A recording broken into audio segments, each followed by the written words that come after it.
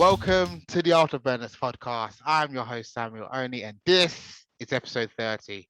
Today, with me is Wes Spearman. Wes, how are you today?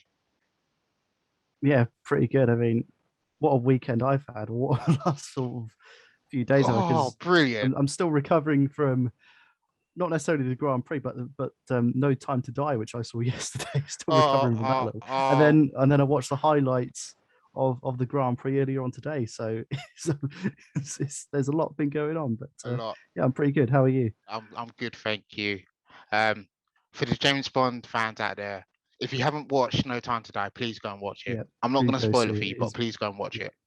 it is It's a brilliant film. It is. It is. But we're here for the F1, the US Grand Prix review. And I must say, it was unbelievable. It was a pretty, yeah. It was, oh my goodness. Right. Because as good as the race was, let's start with let's start with Martin Brundle. Or Brundy, like I like to say. I think I just made that up. But yeah, Martin Brundle, F1 commentator, F1 commentator, track walk, speaking to superstars and everyone there. And well, this might interest you. Martin Brundle interviewing Megan Thee Stallion, American rapper. Great rapper, by the way. She's actually absolutely amazing. But it was quite a funny one, wasn't it, Wes? Was I mean, I have no idea who Megan Thee Stallion is coming into sort of this weekend. I still don't really know anything about her. I doubt Martin Brundle would have had any idea either. But just sort of this clip has been going out on Twitter. I'm sure a lot of our listeners would have seen it as well. But it was just completely surreal, completely bizarre. That I mean, we see sometimes when you're doing like a grid walk or something, and you get these sort of celebrities on the grid as well. And some of them are fairly happy to chat. Some of the others just walk straight past. But Not if fair you're play Megan to Thee Brundle Stallion. for fair play to Brundle for just trying to get a word out of Megan Thee Stallion, because he asked her, what was it, something like, Martin "Oh, Brundle. you're a freestyle rapper. Have you got any raps for us today about Formula One?" And she was just like, "No, I don't have any raps today. I'm sorry." Yeah, that's And then great. you have Yeah, understandable. Yeah. which is fine. Yeah, it's understandable completely. But then you just see her two security guard. One of them is quite big and bulky at the front. Then you have this other guy at the back who looks a bit like Draco Malfoy from Harry Potter. And he was not impressed at all. He was just like, "Oh no, she's not up for an interview today." And then I think Brundle said something like, I can interview her because I just did," which I thought is just brilliant. I I mean, thought that's great. it was hardly an interview. It was just like, "Oh, have you got any raps for us?" She was just like, "No." And Brundle was just like, "Cool, interview done." Yeah, It's and just yeah. ridiculous. I don't get why. If I mean, if you're there, surely you have an interest in Formula One.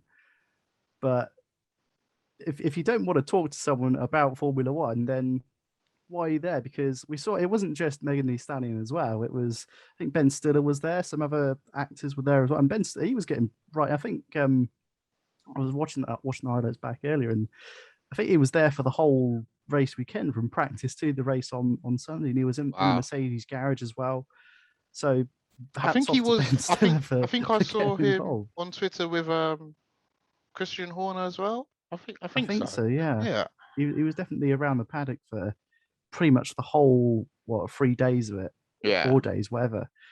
So yeah, hats off to Ben Stiller for actually being interested in Formula or going to the Formula One and taking an interest in it, rather than someone like Megan Thee Stallion just walking down the grid and not wanting anything to do with it, really, not want to speak to Brundle, which I can sort of understand, because you're there just to sort of soak in the atmosphere, I suppose. Yeah. But yeah, it was a funny. I'm not sure what I would have done in that position. I'd just be like, "All Gosh. right, cool, let's go off and interview someone else." But yeah, Yeah. have fair play to Brundle for trying, for sort of keeping his composure, really. Right. But let's get into the race, shall we?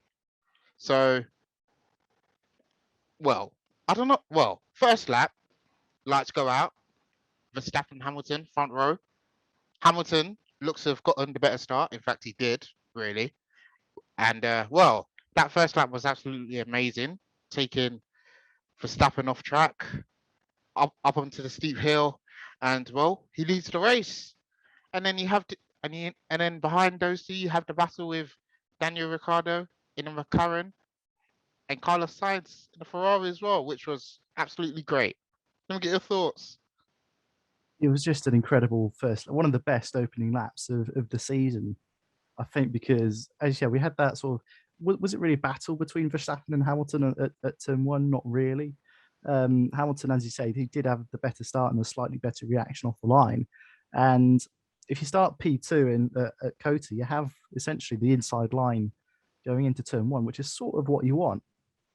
But yeah, Verstappen sort of realised that Hamilton had the better start and tried to sort of push him towards the pit lane a little bit, or the pit exit a little bit. But Hamilton wasn't really having any of it, but kept his lie going into turn one and not necessarily run Verstappen off the road, but I think Verstappen just went wide at turn one, which then allowed for Perez to come up a little bit. And there was a moment where I was thinking, oh, is there going to be an accident here for Perez and Verstappen? Are they going to crash into each other, or is Perez going to go P2? But fair play to Sergio Perez for backing off and allowing Verstappen to go ahead, not cause any sort of controversy within the team, and have to use team orders later on in the race, or even cause an accident, really, because going into those S's, they're fast corners, so you really don't want to be going side by side, but especially with your teammate during that section of the track. And then, yeah, Hamilton sort of went off a little bit, so did Verstappen, and then, yeah, we had that incredible battle between it wasn't just like Ricciardo and it was both Ferraris, both McLarens, all the way from the S's right down the huge straight. I can't remember how long it is. It was just, when they went three wide going into, was it turn 12, I think? I was just like, whoa, that looks awesome. Brilliant. That looks brilliant. Imagine, brilliant. I don't know. I wonder where the cameraman must be when that was happening. Surely he or she must have taken some great shots there, because, well, yeah. Like if I was the camera operator getting that shot, I'd just be like, what am I getting? This is like the best shot of my entire career. Yeah. It was that good. It just looked, I just can't describe just how good it was. And the racing as well between those two, it wasn't just, it looked good on TV. It was brilliant racing, wheel to wheel, for pretty much that entire sort of, that's what you want, middle bit of the track, which exactly, yeah, it's what you want. And at the end of the day, I suppose it sort of stayed that through most of the race, because it was quite mixed between Ferrari and McLaren. They both had a great weekend, I would say. Neither of them had a poor race, poor qualifying, whatever. They both came out with good weekends, which, again, it sort of intensifies the battle between third place in the constructors, because there's 4.5 points in it. It really isn't a lot. McLaren in third on 254, and then Ferrari in fourth on 250.5. Who do you think is going to finish third then? Come on, Wes. I had to ask you. You knew it was coming. You knew it was coming. I know that. Yeah, I think there's 5 races left. I think if I had to choose, I think I'd go McLaren. I think it is going to be very, very close, as we're seeing at the moment. Very tight. I think McLaren will just edge Ferrari out. I don't think Ferrari have quite rebounded from last year as much as McLaren have been progressing, if that makes sense. So I think McLaren will just edge it, but I think it'll be by 10 points or less. I think third in the constructors. Okay. I think it's going to go all the way down to Abu Dhabi, because if one of the McLarens has a bad race, say even Norris or Ricciardo finishes outside the points and Ferrari both score points, then all of a sudden that flips that battle for third on its head. I think McLaren will just edge it out. What do you think? Yeah, you know what, I'm gonna have to agree with you there. I think McLaren will just edge it out, because they've been unbelievable this season. Clearly, they've been the best of the rest. Yeah. I just think, if there's, like you said, if there's one way of Ferrari finishing third, pretty much the only way, that's if the McLaren cars, finish outside the top 10 in the points. And yeah, that's about it. But I think, yep, McLaren will finish third this season. And well, that was the constructors. What about the drivers then? We know the top two's already sorted, third and fourth, Um, because you've I got think, yeah, Perez, you've got Bottas, you've got Norris, you got Norris. Ricciardo. Yeah, I think. Well, as you said, the top two are pretty much as is. They won't change. Well, they might do. Who knows? They might swap places. Yeah. Verstappen leading Hamilton by now 12 points, which I think is a huge advantage going into the last 5 races, especially when you got Mexico and Brazil coming up, two tracks which you could say favour Red Bull slightly more than the Mercedes. But then you got the three Middle Eastern tracks, which could potentially suit Mercedes more than Red Bull.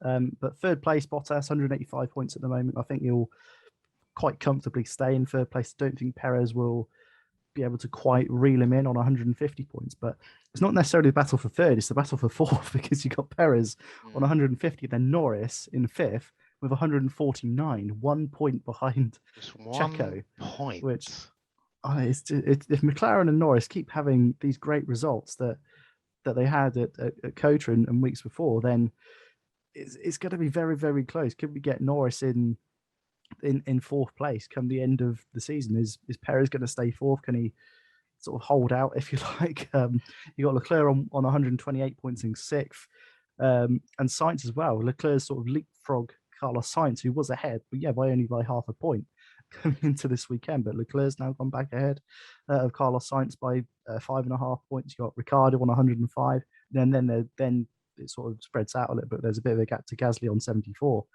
but it certainly is very, very close. As you say, not just in the constructors, but in the drivers as well. If I had to say, I think Perez will finish ahead of Norris, just because I think Perez he's got more experience. I think he's a slightly better driver than Norris as well, and he's got the better car as well, which also plays quite a big role in Formula One. I mean, so I think, yeah, I mean, like you said, that kind of like this kind of like makes my next question pointless when I say, do you think do you think Norris will need to get a podium in the next 5 races to, try and get third place? quite probably, yes. I think if he wants to sort of safely finish fourth, if that makes sense, I think he will need a podium. The trouble, I don't see where that podium will come. Maybe Brazil potentially, but I don't see McLaren getting podiums at Jeddah, at Qatar, at Abu Dhabi. So McLaren is typically quite good around Brazil, especially in recent years. You had Sainz on the podium in 2019. Yes, there were penalties to Hamilton, and Albon was obviously wiped out by Hamilton as well. But yeah, typically McLaren, I think before they won at Monza, their last win was at Brazil in 2012, I think. Don't quote me on that. Yeah, I think Norris will need a podium if he does want to beat Perez. But then I think Perez, even if he does get a podium, I think Perez will also get at least one podium, if not two podiums, in these last 5 races. So I think Perez will just finish above Norris for fourth. And I know it seems a bit weird talking about fourth, but when there's 1 point separating them at the moment, it really is anyone's place. But I think Perez will just hold out above Norris for fourth. Excuse me. Agreed. It wasn't really the best weekend for Alpine, would you say? It was They had a quite poor. shocker, a complete Yeah. shocker of the weekend. They And were just off the pace the if whole you're weekend. Fernando And Alonso racing, what would be going through your mind? Would it be safe to say you don't like the Alfa Romeo drivers now? That little well, tussle. he definitely didn't like either of them on Sunday. So I think it was turn one again, his sort of battle with Raikkonen. I can't remember if it was for points or for P11. But I think Alonso had the inside line and then sort of, I think he did this time run Raikkonen off the road, whereas the opposite happened with Verstappen and Hamilton on lap one. But there was contact between the two of them as well. And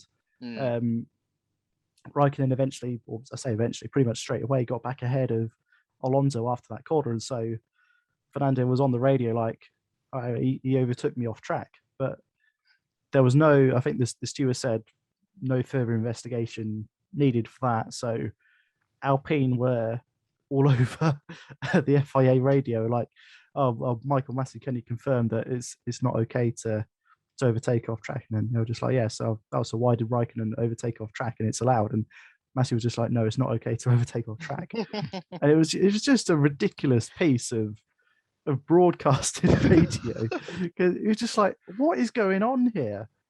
Because it's like, yeah, we know it's not okay to overtake off track, but Raikkonen didn't really have anywhere else to go.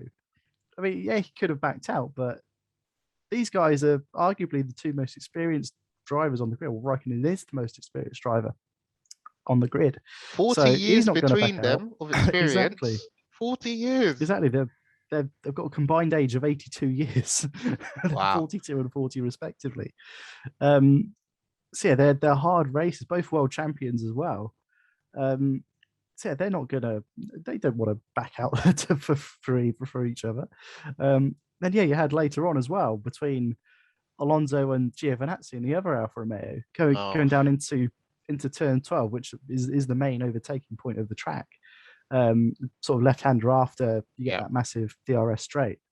And the first time Alonso, he went in really deep. He braked super, super late and eventually went off track onto the sort of white runoff area, came back alongside Giovinazzi and almost tried to shove Giovinazzi off the road as well. Yeah. I think Alonso did get ahead of Giovinazzi, and then he got a message from out his engineer saying, "Oh, we have to get the place back. You overtook off track." And I don't think that didn't say anything. No response. Well, he probably did say something. They just didn't broadcast it. I don't think, because sometimes they censor radio because obviously you have to in nowadays. But I don't think any of that would have been broadcast. It would just be one long beep, I think is what it would have been. Okay. But yeah, no, I think it was a lap or two later, or pretty much the lap after Alonso let Giovinazzi through. Then Alonso managed to get just ahead on that straight. So Giovinazzi broke super late and then went off the track and then sort of regained his place in front of Alonso.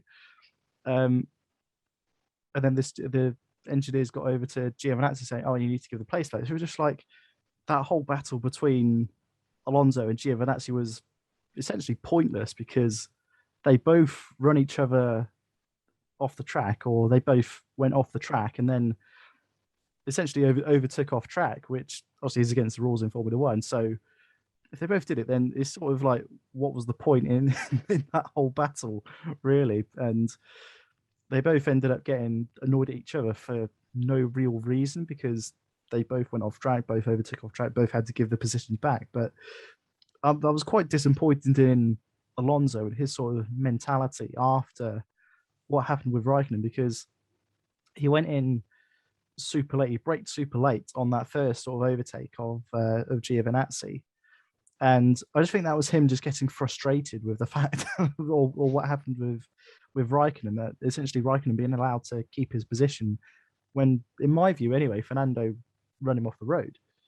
So for someone like Alonso with 20 years racing experience, 2-time world champion, for someone like that of his caliber and his experience, for him to get annoyed and essentially a bit pissy with the FIA and the stewards over their decisions it's just immature, I think, from Alonso. I was a bit very disappointed and annoyed with Alonso's attitude and mentality, given that whole sort of battle, if you like.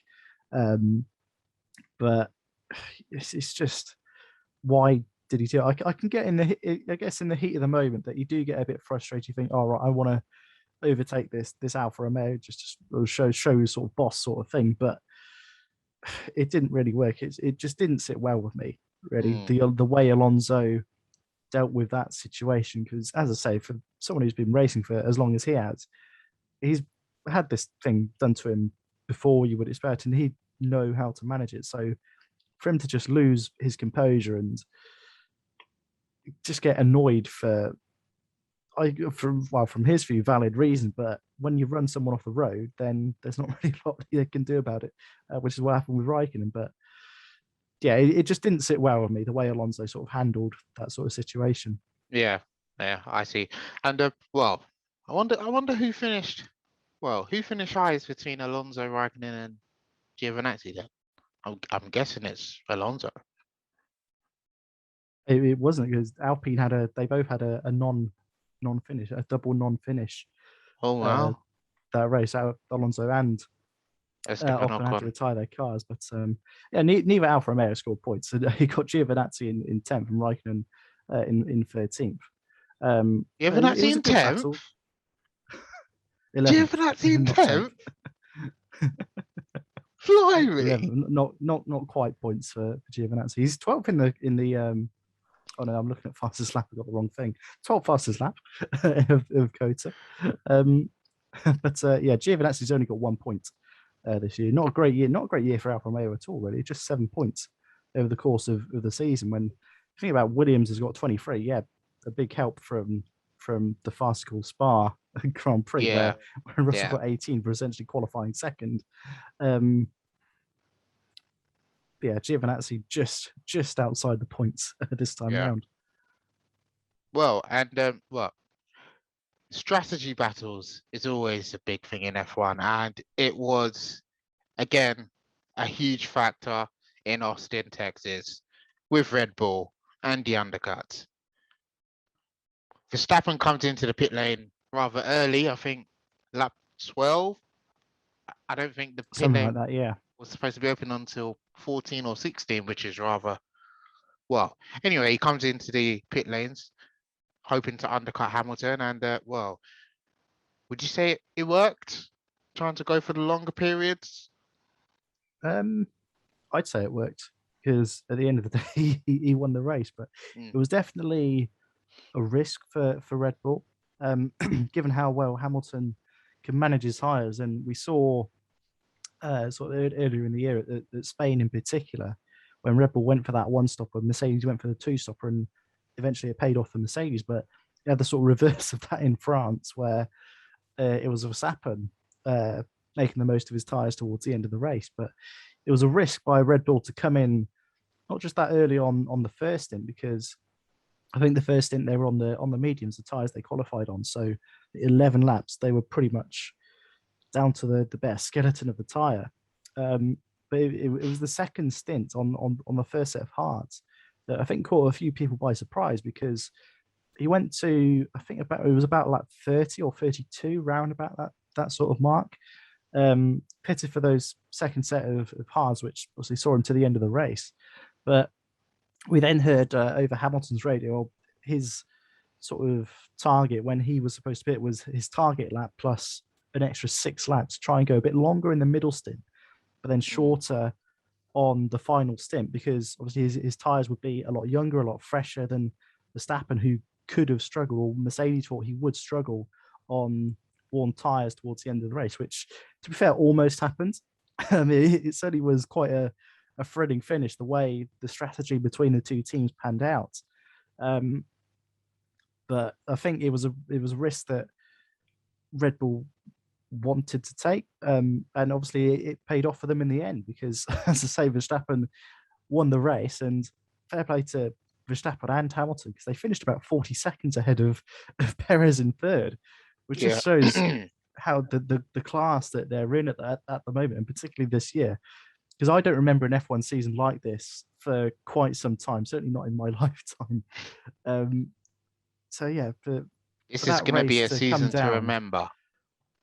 100%, definitely, it'll be a classic season. You could say, oh, well, is it on the level of sort of Hunt Lauder 76 sort of thing? Maybe, maybe not. Only history will tell. But yeah, the way the race finished at the end, a second essentially between the two title contenders, who were separated by just 6 points coming into the weekend. Can't quite remember if Verstappen got the fastest lap at the end. I'll just check that now. No, Hamilton got the fastest lap by 0.6 of a second. So it wasn't as bad as it could have been for Mercedes, you could say. Yeah, fair play to Red Bull for going for that undercut in the middle sort of stint. And yeah, it paid off for them dividends as Verstappen extends his championship lead. but how close was Hamilton to winning the race, catching Verstappen, you know, trying to get that all important DRS range, just that being in 1 second, and trying to get that slipstream and overtake, because he's bearing down on Verstappen, and 0.9 seconds. That's incredibly quick to close in on somebody. Yeah, definitely. I mean, I can't remember what the gap was between the two of them when Hamilton took that second pit stop. I think it was only about a few seconds. I can't quite remember off the top of my head now. But yeah, to get it down to pretty much a second or less than a second at times, it was just incredible to watch, just to see how it panned out. Because Hamilton, I think you went listening to it on the radio. I think they said he was like a second and a half quicker than Verstappen at some point. It might have been six. I think it was 16 seconds in the end, actually. Excuse me, because I think he had about 16 laps to sort of reel Verstappen in, if you like, sort of chase him down. Yeah. Then he got to the last sort of few laps, and then Verstappen was just setting fastest first sector, fastest middle sector. Yeah. And it was just like, oh, hang on a second, where's Verstappen got this pace from? And then put in sort of a couple laps faster than Hamilton, and we thought, oh, okay, that's that. And then you had Mick Schumacher come along in the Haas and sort of hold not just Verstappen but Hamilton up as well. And you thought, oh, could this be the turning point of the race with like 2 laps to go? But I suppose luckily in a way for Verstappen that he was within a second of Mick Schumacher in the Haas, that he was able to get DRS off the back of the Haas down the start finish straight up from into turn 1, and thought this could still be close, because obviously Hamilton was in Verstappen's slipstream, and then it was just watching the sort of the time, the delta on the side. I wasn't really watching the actual race because the two were, in terms of distance, reasonably far behind, but you're just watching the timing screens and think, is that going to dip? Is the gap going to dip below a second between Hamilton and Verstappen? Is Hamilton going to be in DRS range for that massive sort of back straight, if you like, into turn 12? Can he perhaps go for a lunge down the inside, or maybe sweep around the outside? But I suppose luckily for Verstappen that he did get that DRS off Schumacher and was able to just stay ahead by, I think, only about a tenth of a second, or a tenth and a bit of a second, for Hamilton to stay out of DRS range. Yeah. Well, Schumacher, the way I see it, probably gave it to Verstappen on the plate. Like, I'm giving you this opportunity to beat Hamilton. So, well, who knows? But yeah, I mean, brilliant Verstappen, absolutely brilliant. And if he goes on to win the Drivers' Championship, I mean, there are still 5 races left, but if he were to get another couple wins in Mexico coming up, and then we've got Brazil as well, or even in the Middle East, then could be a huge turning point. And 12 points is a lot to make up if you're Lewis Hamilton, but you don't rule him out, do you? You don't write him off. You don't write off Lewis Hamilton. You can't write. He's a 7-time world champion for a reason. Yeah, you absolutely can't write. I mean, 12 points, it may not seem like a lot, but if Verstappen is finishing first and second every week, then you're only going to gain sort of 6, 7, maybe 8 points at a time. So it really isn't a lot, especially with 5 races left of the season. So I think if Verstappen wins, I think he needs to win 2 of these races, because I think mathematically he'll need to win 2 to still, or to, I can't remember. Well, mathematically, I think it's possible to go down to the last race, because unless Hamilton has a complete shocker in both Mexico and Brazil, but mathematically, it's still anyone's to win, really. But I just think if Verstappen wins 2 of the next 5, he will become world. If he gets the fastest lap in there as well, great bonus. But I think he needs to win 2 of the next 5 and then finish either second or third in the other 3 for him to win the title. And if he does win the title, then I think Hamilton will win again another potentially 2 races. So I think it could boil down to one race between the two of them. Which race that is, I don't know. We'll have to wait and see. But say Verstappen wins in Mexico and Brazil, and Hamilton wins in Saudi Arabia and Qatar. Yeah. Then that it will still be like a 12-point gap going into the final race in Abu Dhabi. So how many points do you get for third? Is it 15 points, I think? 15. So if Hamilton wins, then Verstappen has to finish 4th or lower for Hamilton to win the title. So if Verstappen can win 2 of the next 5, then we could be seeing the very first Dutch world champion in Formula One history, and the first Red Bull champion since Vettel in 2013.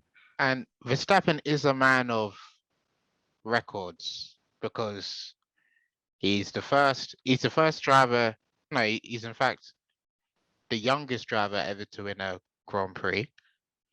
First driver to, well, that's the only one I know, but he's got numerous. He's got numerous records with, first. So it's not going to be any different to him. But I think to become the first Dutch driver in F1 history to win a world championship, that's big. That's absolutely something. Huge.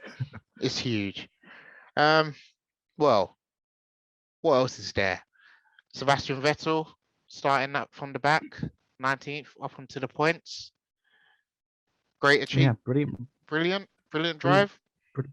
Brilliant race for Vettel because he took those engine penalties and then just sort of scythed his way through the pack. And you may think that 10th isn't a lot. It's not really anything to shout about. It's 1 point, but to climb up 9 places is quite something.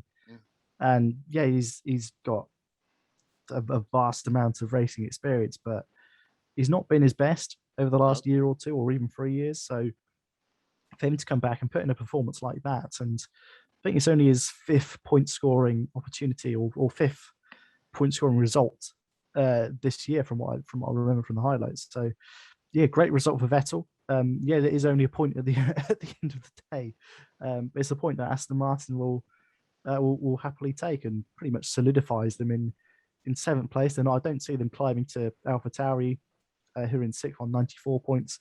Williams are not a threat on 23, as I said. So Aston Martin sitting fairly safe with 62 points in 7th. So I mean, Aston Martin can just sit and relax. Really, there's not really much more that they can do. They'll want to try and reel in AlphaTauri as much as they can. But good result for Tsunoda, by the way. 8th, was it?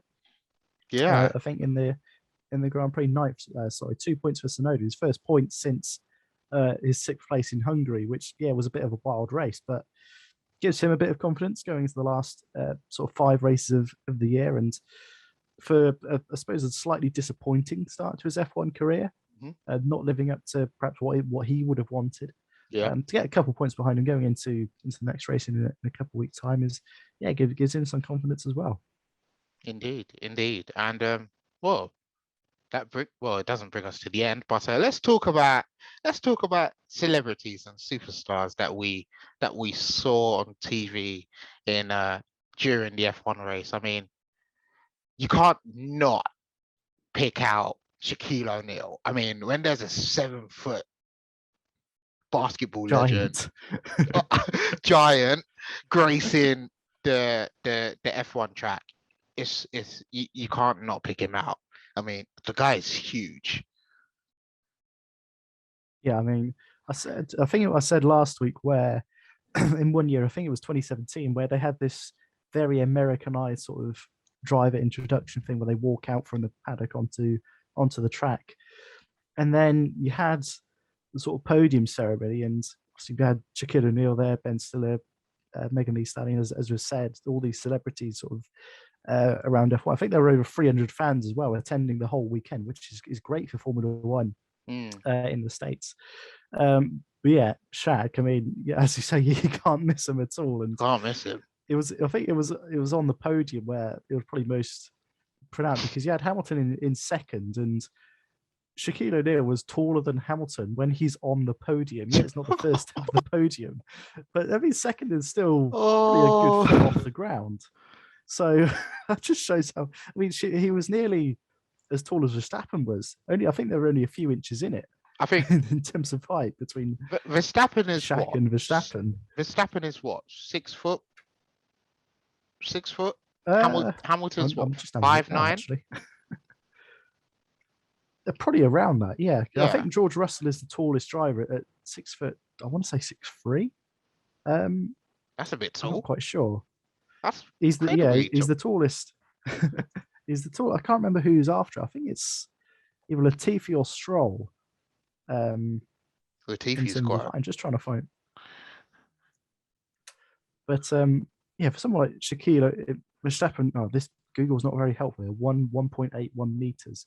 I've got no idea what that means. 1.8. 1.81 1.81 meters. That's meters. like 6'2", if my It's not maths quite is that all tall. right with conversions. No, it can't be 6'2".